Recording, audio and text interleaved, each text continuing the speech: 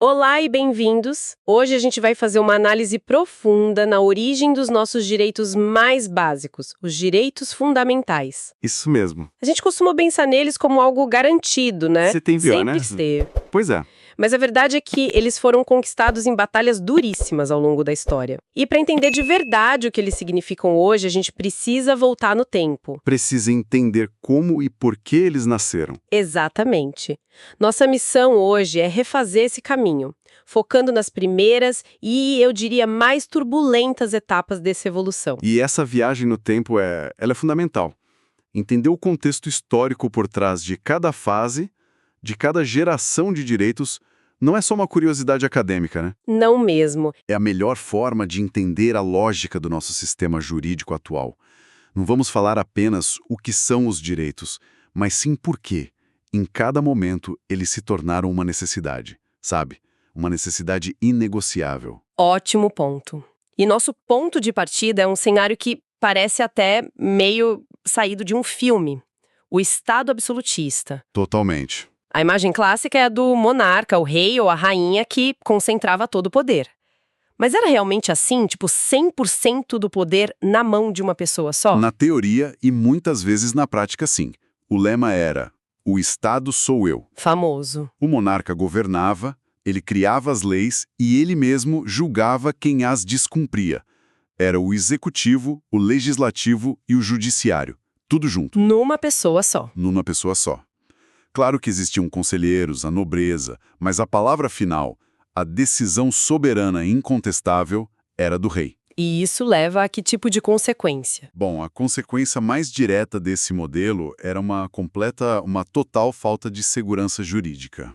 E o que isso significava na prática, assim, no dia a dia das pessoas? Que a regra do jogo podia mudar a qualquer momento. Exatamente. O poder era exercido de forma arbitrária. A lei era, essencialmente o humor do monarca. O humor. Sim.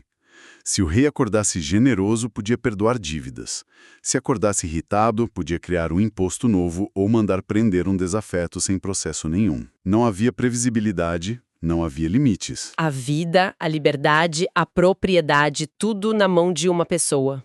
Tudo à mercê de uma única vontade. E a fonte que a gente usou para essa análise traz um exemplo que ilustra isso de forma perfeita. É quase cômico se não fosse trágico. Ah, o da rainha entediada no castelo. Esse mesmo. É um exemplo excelente para materializar essa ideia. A rainha, então, decide que quer dar uma grande festa, mas os cofres do reino estão vazios. E qual a solução? A solução, ela não pensa em cortar custos ou planejar. Ela simplesmente baixa um decreto criando o imposto da festinha. Imposto da festinha. E a alíquota era de 100% sobre o comércio local. Ou seja, tudo que fosse vendido naquele dia iria direto para a coroa. 100%. É um confisco, na verdade. É difícil até de imaginar. Totalmente. E a arbitrariedade não parava no dinheiro, né? De forma alguma. O decreto previa algo ainda mais assustador. Quem ousasse reclamar do novo imposto teria a cabeça cortada. Nossa. Isso encapsula o absolutismo. Não há debate, não há direito de recorrer, não há tempo para se adaptar. É a imposição da vontade pela força. Com a pena de morte como garantia. Exato. E nesse cenário de opressão, de imprevisibilidade total, começa a surgir uma nova classe social, que não se encaixava naquela ordem antiga. A burguesia. A burguesia. Eles tinham o poder econômico, o dinheiro, mas não tinham o poder político. E essa falta de segurança jurídica era um veneno para os negócios, imagino. Era o principal obstáculo. Pensa bem, um comerciante, um banqueiro. Ele precisa de regras claras e estáveis para prosperar. Claro, previsibilidade. Isso. Como investir na ampliação de um negócio se no dia seguinte a rainha pode decidir confiscar tudo para dar uma festa? A burguesia percebeu que para proteger seu patrimônio era preciso fazer algo drástico. Limitar o poder do Estado. Limitar o poder do Estado. E como eles fizeram isso na prática? Não dá para simplesmente chegar para o rei e pedir para ele parar de interferir. Qual foi a grande demanda que deu origem à primeira geração de direitos? A demanda foi por uma barreira, um muro de proteção entre o indivíduo e o Estado.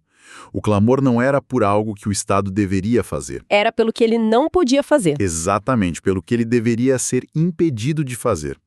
Por isso, e essa terminologia é importante para quem estuda, os direitos de primeira geração são conhecidos como liberdades negativas ou direitos de abstenção. Um grande não faça para o poder estatal. Perfeito, a exigência central era essa. Então, basicamente, era um pedido para o Estado tirar as mãos da vida, da liberdade e, principalmente, Da propriedade. da propriedade das pessoas. Exato. Se a gente organizar as ideias centrais dessa primeira geração, o que é ótimo para fixar o conteúdo, temos alguns pontos-chave. A classificação desses direitos é de direitos civis e políticos. Certo. O valor fundamental que eles protegem é a liberdade. E o contexto histórico é o das revoluções liberais, ou burguesas, que levaram à queda do absolutismo e ao surgimento do Estado liberal. E quais seriam os exemplos mais concretos? O que a burguesia queria garantir na prática? Os exemplos são os mais clássicos que a gente estuda. Primeiro, o direito de propriedade. Estado, não tome os meus bens. O mais importante para eles. Sem dúvida. Segundo, a liberdade de locomoção e a segurança pessoal. Estado, não me prenda sem um motivo justo e um processo legal. O direito de defesa também é crucial. Ah, claro. Estado, se vai me acusar, me dê a chance de me defender. E, talvez o mais importante para a burguesia consolidar seu poder, os direitos políticos. De participar das decisões. Isso. O direito de participar da elaboração das leis, seja votando ou sendo eleito. Eles não queriam mais ser súditos, queriam ser cidadãos com voz. E onde a gente vê essas ideias sendo colocadas no papel pela primeira vez? Quais são os marcos que formalizaram essa mudança? Essa luta deixou um rastro de documentos históricos que são a base do direito constitucional moderno. Isso cai muito em prova. Sempre. A fonte menciona alguns fundamentais. A gente pode recuar até a Magna Carta de 1215, na Inglaterra. Que já foi uma tentativa de impor limites ao rei. Uma primeira tentativa. Mas os grandes símbolos dessa era são o Bill of Rights inglês, de 1689, e, claro, os dois textos mais emblemáticos, a Declaração de Independência dos Estados Unidos, de 1776, e a Declaração dos Direitos do Homem e do Cidadão, na França, em 1789. Certo. Então, a burguesia venceu, o absolutismo caiu, o Estado liberal foi implementado, com a promessa de não intervenção, garantindo liberdade e propriedade. Parece uma vitória completa. Parecia. O fim da história. Mas não foi bem assim, né? Onde foi que a coisa desandou? Bom, aqui a gente entra numa das grandes ironias da história. A solução para o problema do absolutismo acabou criando um problema novo, e talvez ainda mais grave. Como assim? A teoria, baseada em pensadores como Adam Smith, era linda. Com o Estado fora do caminho, a tal mão invisível do mercado regularia tudo. A livre concorrência levaria à prosperidade de todos. Uma utopia, quase. Quase.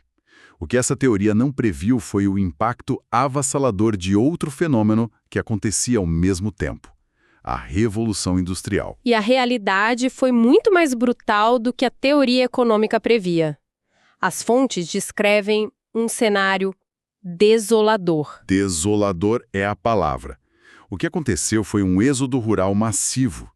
Milhões de pessoas saíram do campo e foram para as cidades procurar trabalho nas novas fábricas. O que elas encontraram foi um sistema de exploração sem precedentes. Tipo... Jornadas de trabalho de 16, 17 horas por dia, em condições insalubres, perigosas. E não havia nenhuma rede de proteção, certo? Se alguém ficasse doente ou se acidentasse, o que acontecia? A pessoa era simplesmente descartada.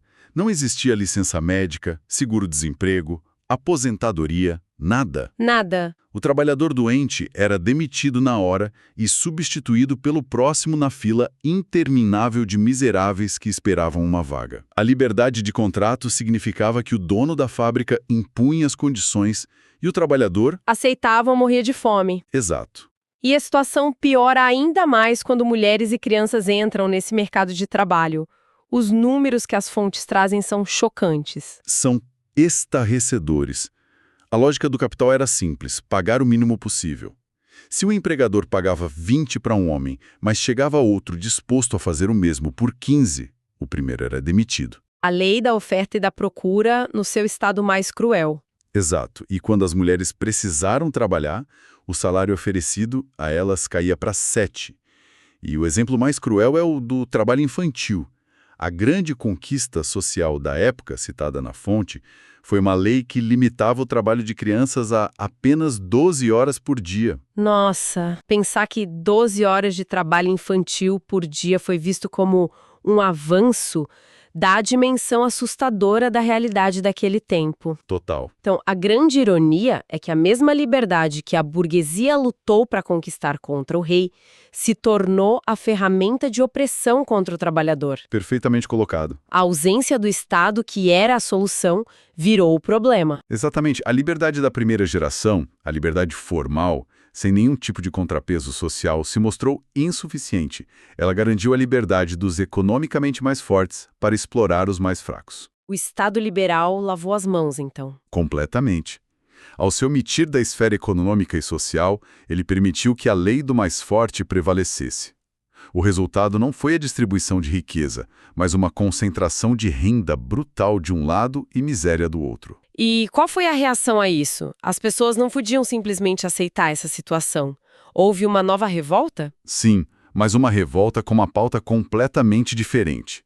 Se na primeira luta o povo gritava para o Estado, não faça, agora o clamor era o oposto. Estado, faça alguma coisa. Exatamente. A demanda não era mais por abstenção, mas por ação. A sociedade exigia que o Estado interviesse para garantir condições mínimas de dignidade.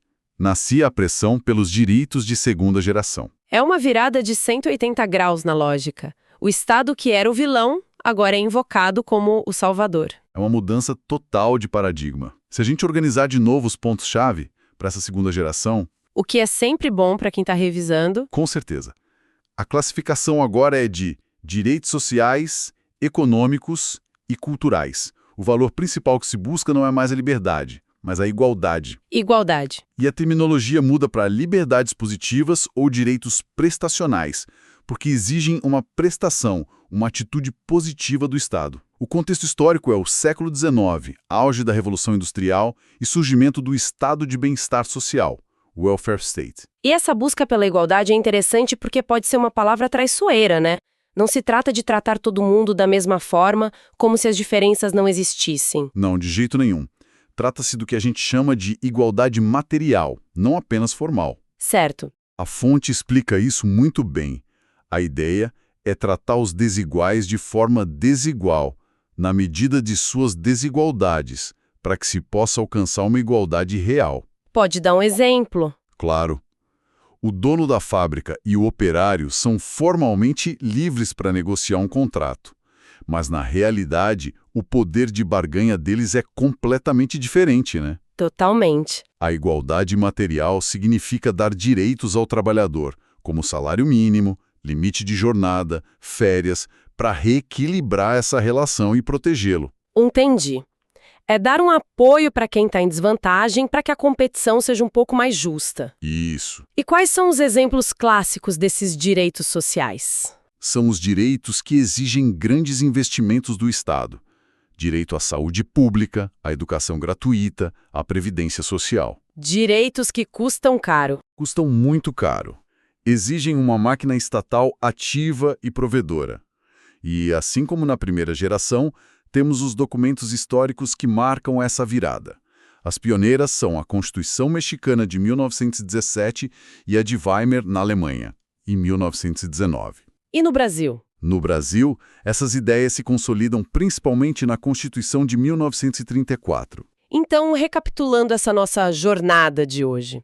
Em um espaço de tempo histórico relativamente curto, a gente viu a sociedade ir de um extremo ao outro. Uma verdadeira montanha-russa. Saímos de um estado opressor, o absolutista, fomos para um estado ausente, o liberal, para então chegar a um estado provedor, o social. A lógica mudou de um não faça para um faça. E o foco se deslocou da liberdade individual para a busca pela igualdade coletiva. E a grande lição dessa análise, eu acho, é que os direitos fundamentais não são estáticos.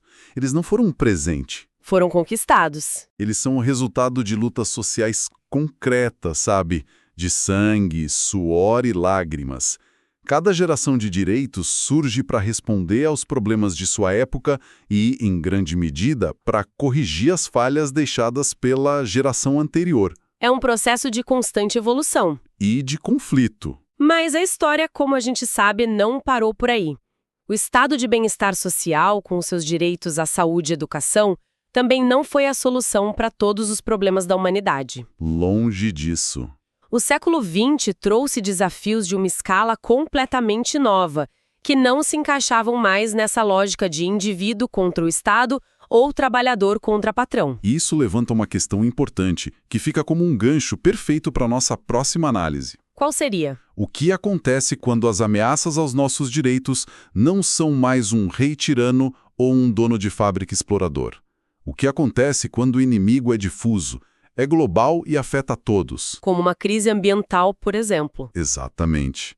Uma crise ambiental que ameaça o futuro do planeta, ou os dilemas éticos trazidos por avanços tecnológicos. Como o direito responde a isso?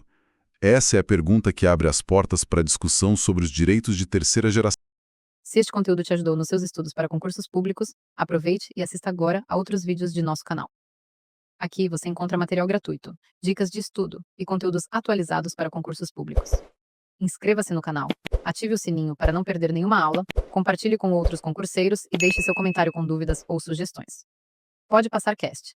Conteúdo certo para quem estuda para passar em concurso público.